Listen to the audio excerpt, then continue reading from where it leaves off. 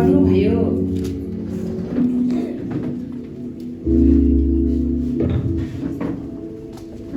जब उहाँ बेतफेगा र बेथनियाको नजिक जैतुन भनिने डाँडामा पुगेपछि उहाँले आफ्ना चेलाहरूमध्ये 2 जनालाई यसो भनेर पठाउनुभयो।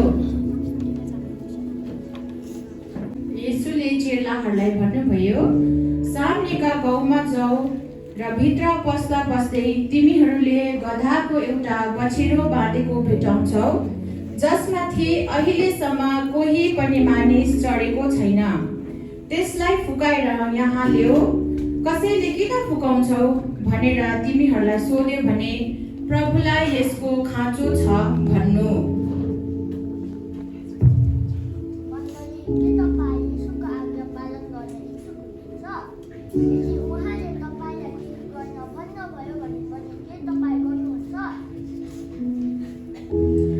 ती पठाइएकाहरू गए र उहाँले तिनीहरूलाई जस्तो भन्नुभएको थियो त्यस्तै भेटाए।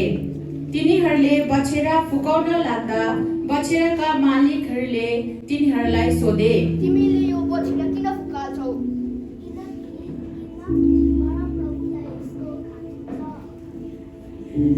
चेलाहरूले येशू कहाँ त्यो बछेरा ल्याए र आफ्ना वस्त्रहरू बछेरामाथि राखेर येशूलाई त्यसमाथि बसाए। उहाँ जानुहुँदा मानिसहरूले आफ्ना वस्त्रहरू बाटोमा ओछ्याए।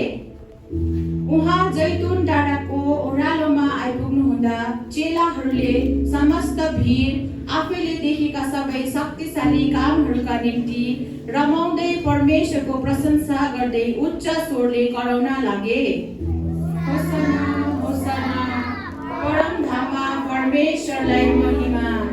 होसना होसना, परम धाममा परमेश्वरलाई महिमा। होसना होसना, परम धाममा परमेश्वरलाई महिमा।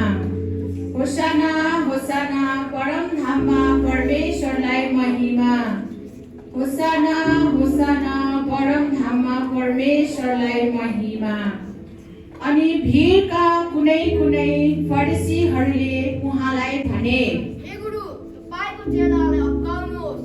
तर उहाँले भन्नुभयो, म तिमीहरूलाई भन्दछु, तिनीहरूलाई चुप लाग्यो भने त उनलाई कराउनेछ। जब येशू नजिकै आइपुग्नु भयो र सहरलाई देख्नुभयो, उहाँ त्यसको निम्ति रुनुभयो।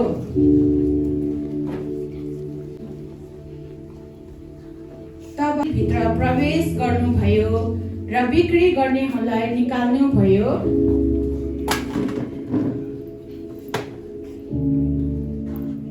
र उहाँले भन्नुभयो, यो तिमीहरूले के गरेका हो? मेरो घर त प्रार्थनाको घर हुनेछ, तर तिमीहरूले त डाकुहरूको अड्डा बनाएको छौ।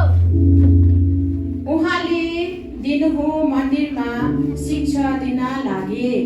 हे प्रिय, तिमीहरूले परमेश्वरलाई विश्वास गर्छ भने सम्पूर्ण रूपले गर्नुपर्छ, थोरै मात्रमा होइन।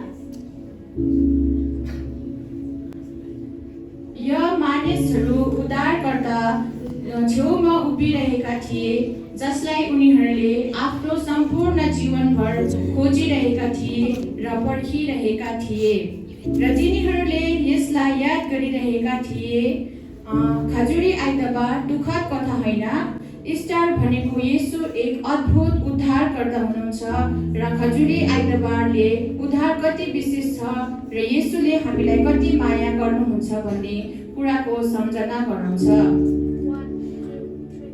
Happy palm Sunday.